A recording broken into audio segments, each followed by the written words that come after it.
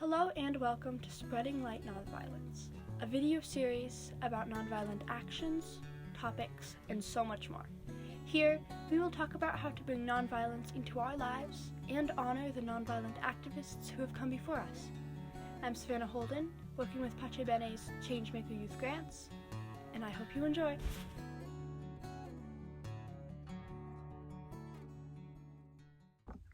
Hello and welcome to episode 12. Today we're going to talk about Martin Luther King Jr.'s love triangle and Kingian nonviolence. So just like militant nonviolence, Kingian nonviolence is just slightly different. It is rooted in the same as love each other, but the way it is expressed to the world is just slightly different. So we're going to open with a quote by the one and only Martin Luther King Jr. Here is the true meaning, and the value of compassion and nonviolence, when it helps us see the enemy's point of view, to hear their questions, to know their assessment of ourselves. For from their view, we may indeed see the basic weakness of our own condition, and if we are mature, we may learn and grow and profit from the wisdom of the brothers and sisters we call the opposition. So Martin Luther King Jr. was fully rooted in love your enemy. And it is a very difficult task. And for that, many of us honor Martin Luther King Jr. for all of his work.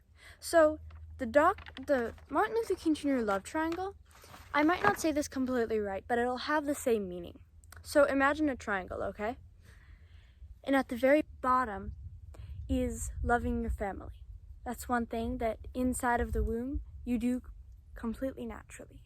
The second one up in the triangle is loving your friends or cousins, whichever one is closer to you. And so loving your friends and cousins is one of those things like friends come and go. Cousins don't necessarily come and go, but your relationships come and go. And so it is slightly more difficult to do, you know, if there was a person who was your friend and then you both grew, like inside of yourself, then it might be more difficult to connect again. The third one, I'm pretty positive, like a stranger or a person who you not like but dislike. And so it is harder to love this person. And you have to exert much more effort to not see their faults, you know, if you dislike someone. And then there might be a couple more, but it all builds up to the very peak. And in that very peak is loving your enemies. And this was a big part of Dr. King's messages, all of his work. This was what he rooted in.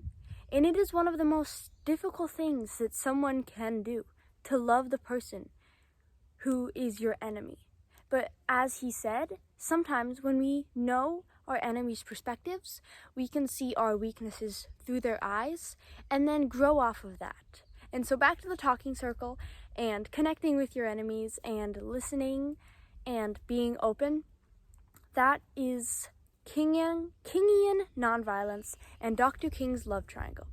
Thank you all for watching today, and I hope you work on loving your enemies.